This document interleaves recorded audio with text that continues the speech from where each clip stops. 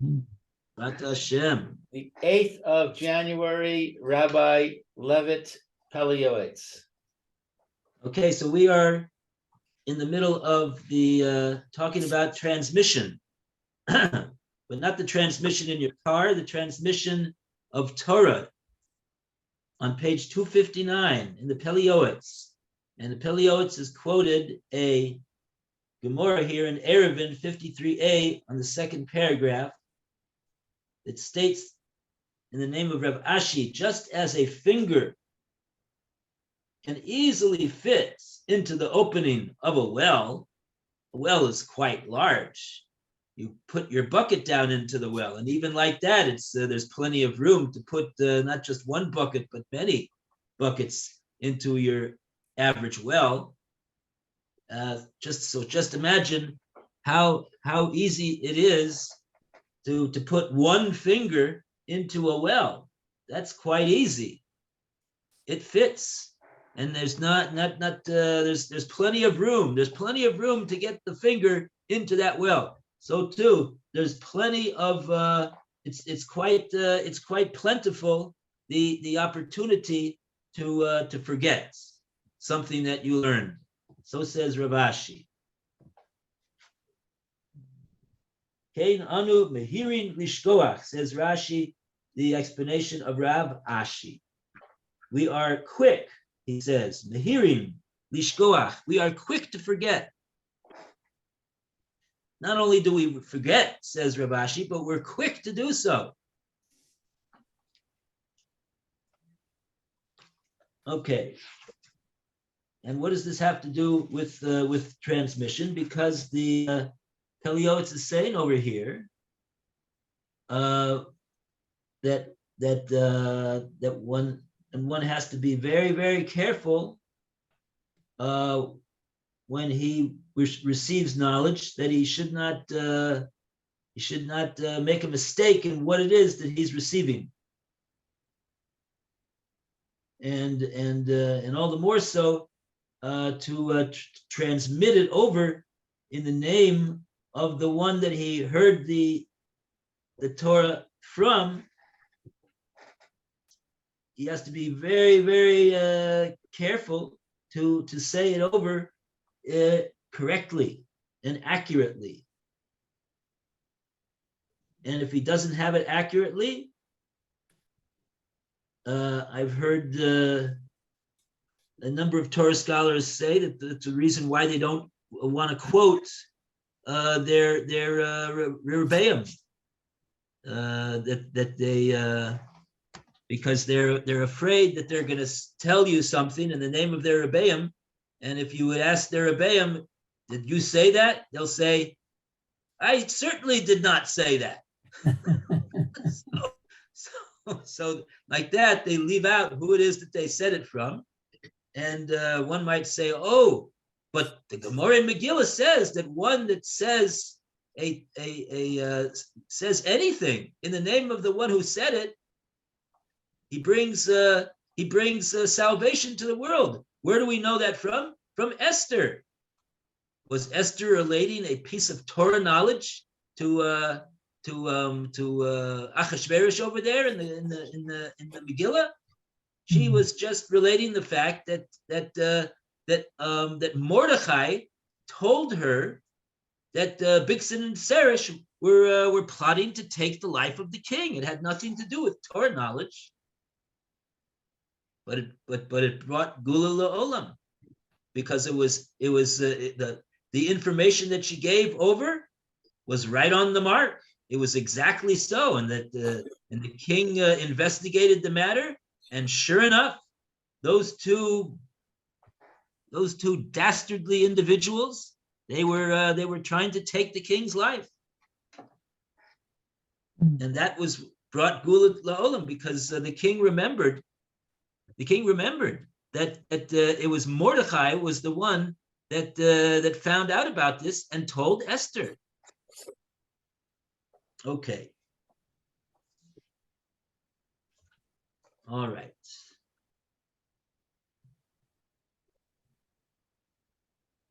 Okay, what could we do? We try as hard as we can to understand what we're being told, and we relate it to others as best as that we can. But we see here from the Gemara in Eruvin how diligent one must be to faithfully and accurately receive the knowledge and then give it over to someone else, because of the fact that that's the natural. That's what Rav Ashi said. It's not just somebody who is doesn't right. People are quick to forget. Okay. And now we go to the next paragraph. A person should not take any action. And we go to Lou to continue the reading on the bottom of page 259, please. The person should not take any action or tell others to be lenient in even the slightest prohibition based on his received transmission, if he does not first search through the holy books to see if they agree with his understanding.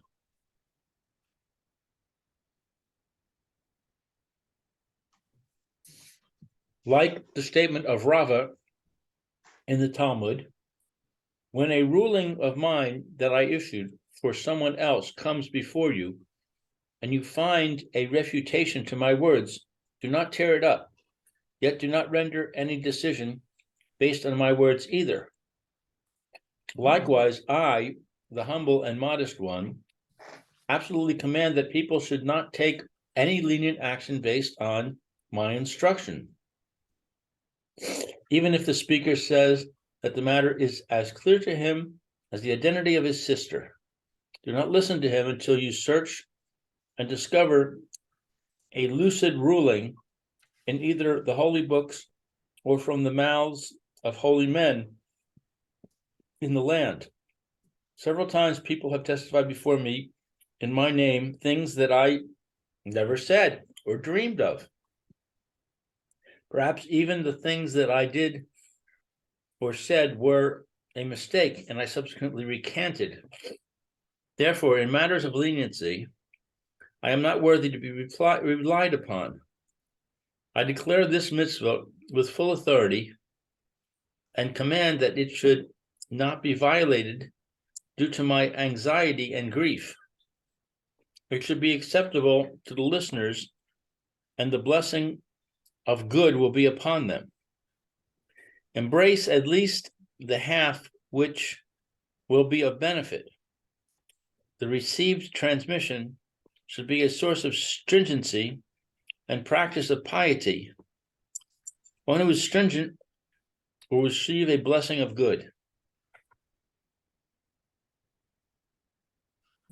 Okay.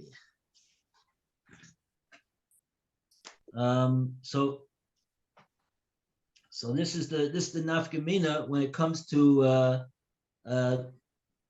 transmitting or relating to other people what one has heard.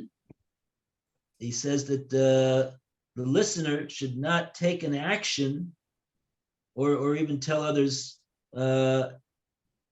something if it's a matter of being lenient, if it's a matter of being makel, with something which which deals with a subject which is a prohibition. So specifically in that instance, the Pele Yoetz is saying there's a fallout over here, specifically in that situation. Being lenient in a matter that involves a Torah prohibition, or even maybe even a rabbinic prohibition as well. But it's a prohibition, and in other words, to err on the side of being lenient, that's the problem that we're having over here. To err on the other side, to not be lenient, that doesn't seem to be a problem, except that sometimes when a person is stringent, with one thing, he could end up becoming lenient in something else. So, but that's another matter. So in any case, let's take a look at this Gemara in Bava Basra. Interesting statement of Rava in the Gemara in Bava Basra of 130b. Oh, okay, 1 second. 130. Oh, we only have 6 minutes. We got to be fast. What? 130.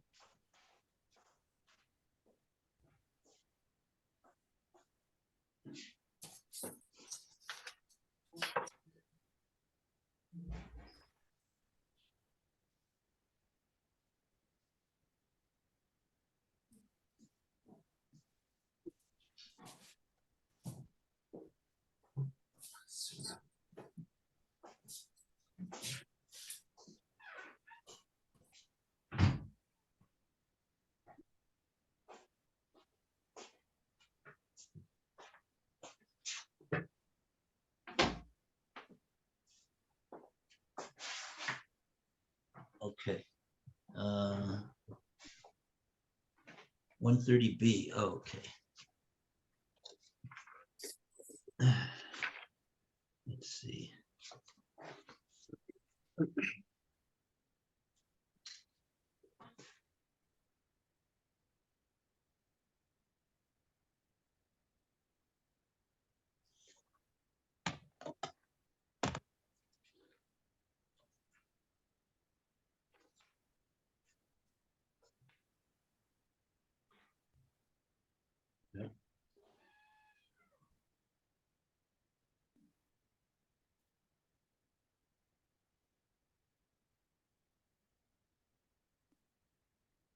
Oh, this also looks like an interesting sugi over here. Number of statements on this subject.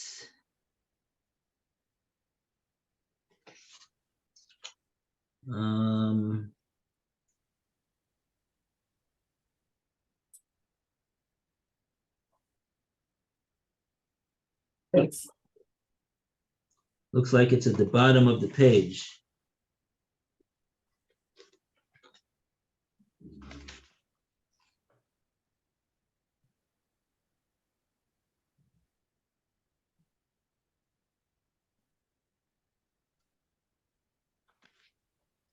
Hold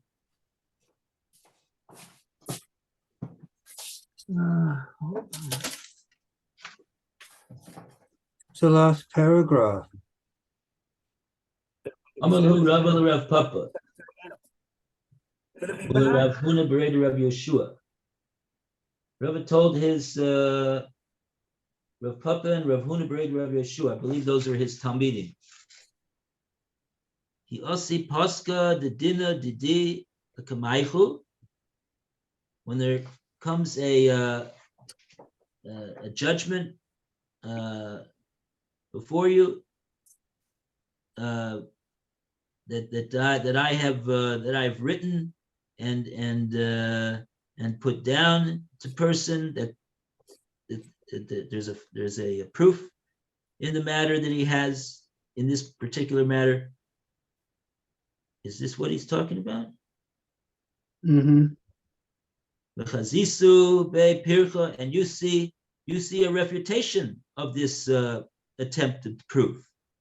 Lo chikra'uhu. Don't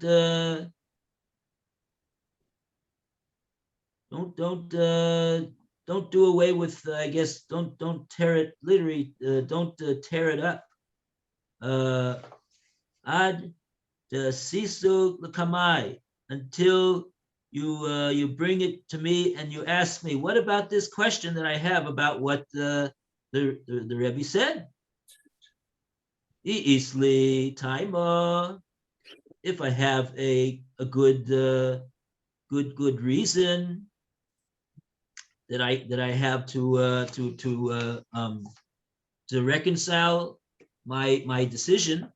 So aminaluhu, I'll tell you what it is, and then you'll know that your question does not change the ruling that I made, the elo. And if I don't find an acceptable reconciliation with what you've asked, hadranabi, then I will retract. I'll retract my my ruling.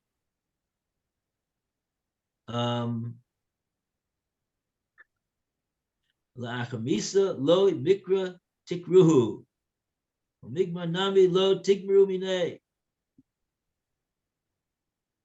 And he says after I'm no longer available to answer you because I've been summoned to the yeshiva Shelmala.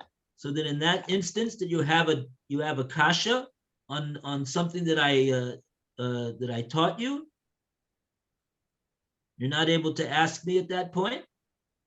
So then, what do I tell you to do? Don't tear up my ruling, and also don't use it to judge from. Now,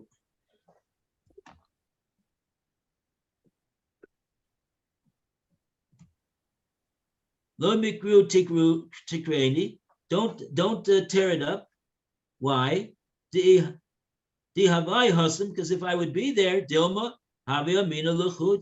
because maybe if I would be there, I would be able to give you a reason to reconcile what I told you.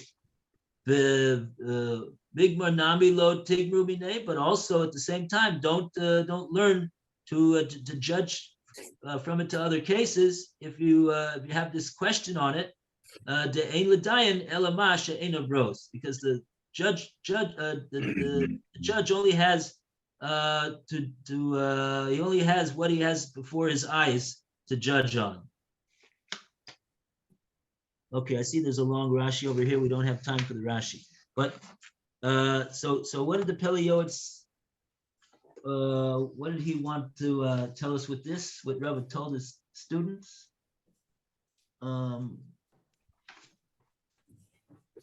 Don't take action to be lenient in a matter of involving the prohibition. Okay, very good. All right, we say goodbye to Mayor. A good week. Okay, have a good week, everyone. Bracha v'tzlacha. See you, Mayor. Be well. Okay, bye now. Have a good day, Mayor. Thank you very much. See Take you. care, Alan. See Yeah, you we will all be in a back. minute.